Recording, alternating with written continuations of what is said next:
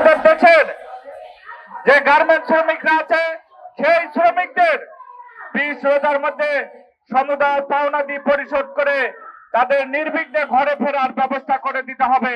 সংগ্রামী বন্ধুগণ, আপনারা জানেন আজকে আমাদের দেশের যে গার্মেন্টস সেক্টর গুলো আছে, যে গার্মেন্টস প্রতিষ্ঠানগুলো আছে, সেই প্রতিষ্ঠানগুলো ছুটি হলে সারা দেশের মানুষ আজকে হচ্ছে একটা ভয়াবহ পরিস্থিতির শিকার হয়। রাস্তাঘাটে জ্যাম হয়, শ্রমিকরা যে রাজপথ থেকে বাড়িতে যাবে সেই ব্যবস্থা কোনো সরকার করে না, কোনো মালিক পক্ষ করে না। আমরা আমাদের জোটের পক্ষ থেকে সেই দাবিটা করছি, আমরা বলছি গার্মেন্টস শ্রমিকদের যেমন ছুটি দিতে হবে, আমরা বলেছি গার্মেন্টস শ্রমিকদেরকে 20 রোজার মধ্যেই তাদের সমস্ত পাওনাদি পরিশোধ করতে হবে। আজকে ঈদের আগের দিন বেতন বোনাস দিয়ে তাদেরকে ছুটি দেওয়া হয়, তারা কোনো কেনাকাটা করতে পারে না, তারা ছেলে মেয়ের জন্য কেনাকাটা করতে পারে না। বছরে আমাদের দেশের শ্রমজীবী মানুষ একদিনই কেনাকাটা করে, একবারই কেনাকাটা করে, সেটা সেই ঈদের সময়। আমরা দেখেছি সেই সুযোগ আমাদের দেশের শ্রমিকদের থাকে না।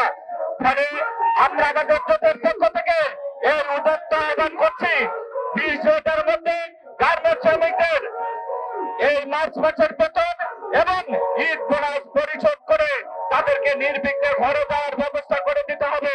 সংগ্রামী বন্ধুগণ, আমরা এই দাবিতে এখানে সমবেত হয়েছি।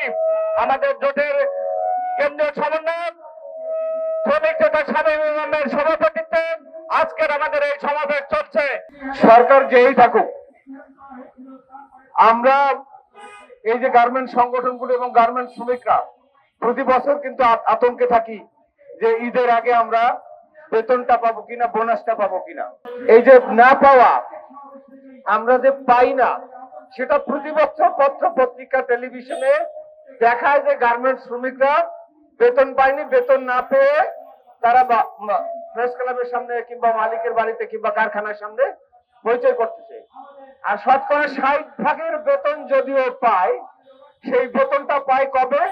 সেই বেতনটা পায় এই ঈদের আগের দিন, যেদিন রওনা করার কথা। আগামীকালকে ঈদ, আজকে সন্ধ্যার সময় আমাকে টাকা দিবে মালিক, এটা শতকরা 60%। মাত্র 30% শ্রমিকের বেতন, 30% বা তারও কম তারা পায়, যেটা পাওয়ার কথা রমজানের 25 রমজানের আগে তারা বেতন বোনাস পায়। এরকম প্রায় 25% কারখানা বাংলাদেশে এখনো আছে। মালিকরা চেষ্টা করলে আমরা যে 20 রমজানের আগে বেতন বোনাসের দাবিটা করি, গার্মেন্টস শ্রমিকরা দাবি করে, এই দাবিটা তো অত্যন্ত যৌক্তিক। কারণ 20 রমজানের মধ্যে যদি সে বেতন বোনাসটা পায়, তাহলে তার কেনাকাটা থেকে শুরু করে বাড়ি যাওয়ার প্রস্তুতি। ঈদ, আমার পূর্ববর্তী বক্তা বলেছেন বছরে একটা, আজকে এবছরের ঈদের দিনই পরবর্তী ঈদ কবে সেই তারিখটা নির্ধারিত হয়ে যায়, কিন্তু আমাদের গার্মেন্টস মালিকদের শ্রমিকদের কবে বেতন দেবে সেই দিনটা তারা নির্ধারণ করতে পারে না, বা তারা সেটা খুঁজে মনে রাখে না, ভুলে যায়। এবং তাদেরকে যারা পৃষ্ঠপোষক দিতে, গার্মেন্টস শ্রমিকরা যেখানে বেতন বঞ্চিত রয়েছে, বোনাস বঞ্চিত রয়েছে, আমরা তাদের সাথে ছিলাম। আপনি সরকারে যেই থাকেন না কেন, কারাচোরা আর সাদাচোরা যেই থাকেন না কেন, সরকারে তাতে আমাদের কিচ্ছু আসে যায় না।